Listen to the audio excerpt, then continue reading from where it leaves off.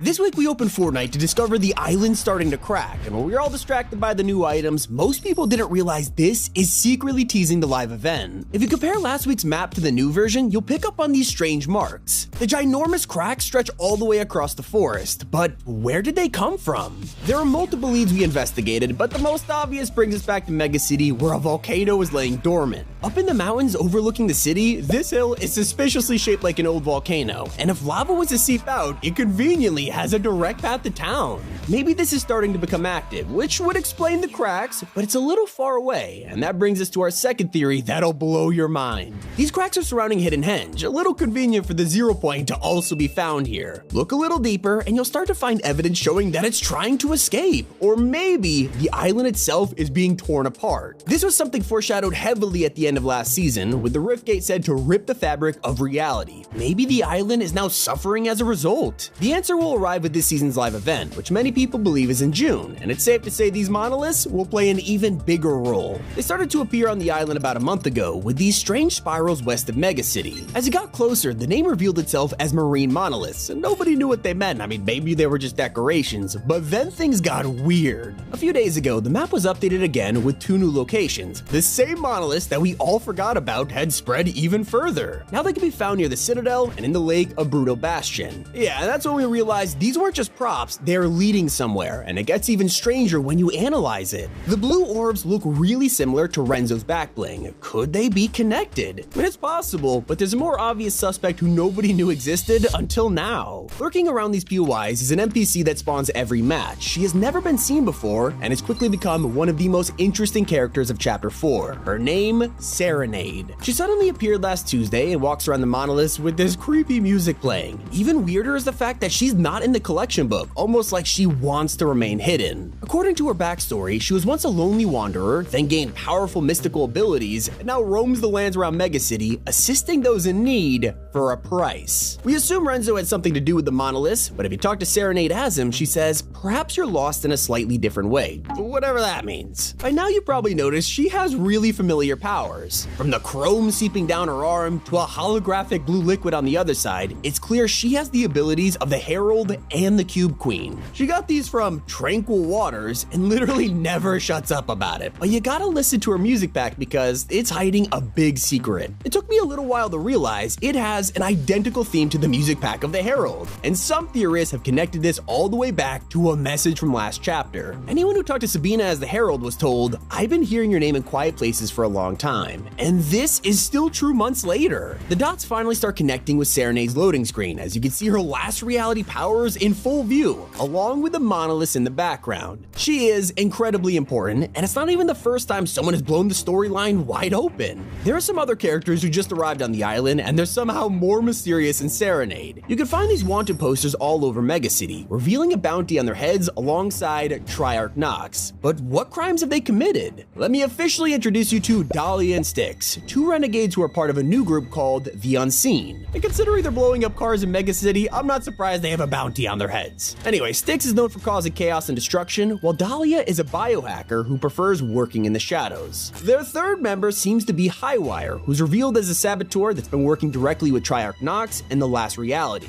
It doesn't seem like she has much influence over the group, because Styx only listens to Dahlia. The rest of the Unseen also talk to him. If you approach Dahlia as Triarch Nox, she says, true empires are built quietly in the shadows, and Styx asks, someday buddy you gotta tell me where you're from, so they actually don't know much about him. This means he's manipulating them into helping him with his plan to destroy the Fortnite island, and Mystica, the leader of the Luminaries, thinks they're fools for falling for it. So what is Triarch Nox's plan? Control the 0 point, or total annihilation of all life in Reality Zero? It is one of the most important mysteries in Season 2 that'll likely be solved in the live event, but for now, let's take a look at all the clues hiding in plain sight. He's hostile to all, friend to none, and now that he's the crew pack skin for April, we have learned way more about his origins. The codename for the set is 3 Chiefs, which confirms the original theory that his name was Latin for 3 rulers of darkness. His original plan was to get everyone on the island to fight each other in an inter-syndicate war. It would have been the perfect distraction while he worked in the shadows. Well, they've all teamed up, and he has to change his strategy.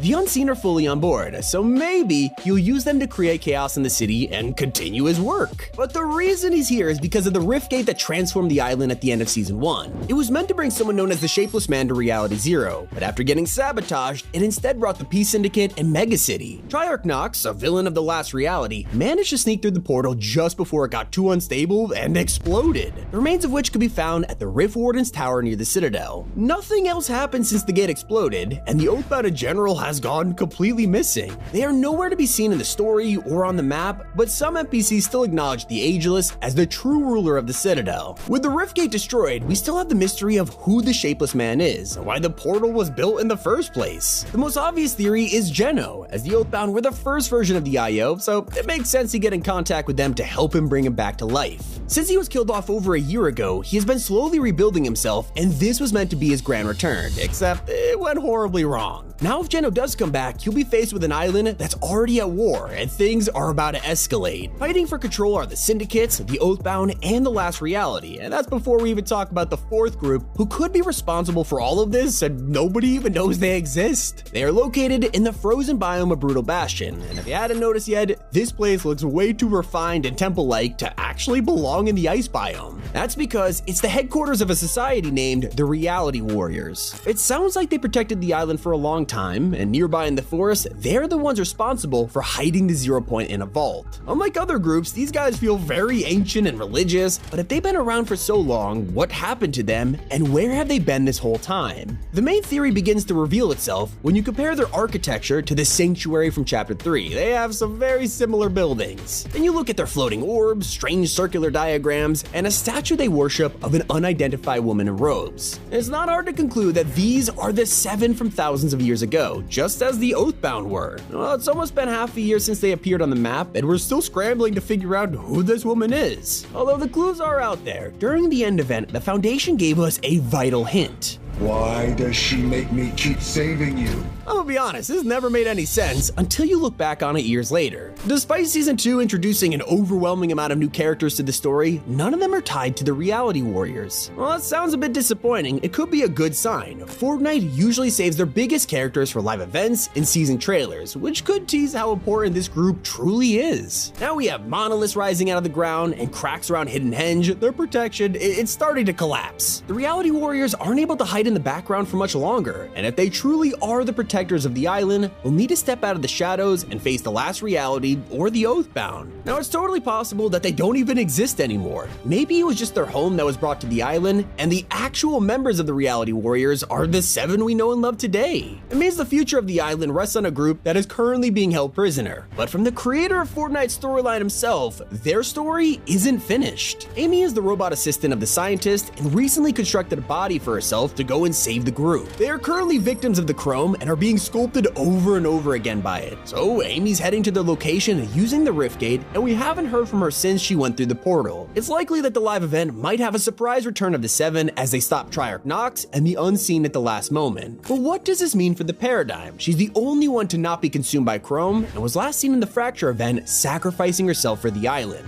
Now it didn't kill her, but she also totally vanished, her final instructions being to give kinetic ore to the Oathbound, which allowed them to make the Rift Gate in the first place. Maybe she knew it was the only way to rescue the Seven. They're also missing the Imagine, who literally died in Chapter 3 after throwing Geno into the Zero Point. He was powerful enough to survive, but she sacrificed herself. And I mean, this is Fortnite, so no one ever really dies, and they did mention even more powerful snapshots of themselves in the comics. And so all of this leads us to the final member of the Seven who is missing for absolutely no reason. It's a mystery that didn't need to exist, but it does anyway, because you could find Agent Jones sleeping on a couch during Chapter 4's downtime screen, and that is literally the last time he was ever seen in the game. Nobody has mentioned him by name, he has vanished from the island as an NPC, and even Amy hasn't talked about Jones once. Considering he's the face of Fortnite, I hope he's alright. And then again, with a leaked version of Dr. Sloan in the survey with Sam powers, maybe he has something to do with that, who knows? Those are 8 unsolved mysteries in Fortnite Season 2. It's been Tommy, and keep it here on Top 5 Gaming.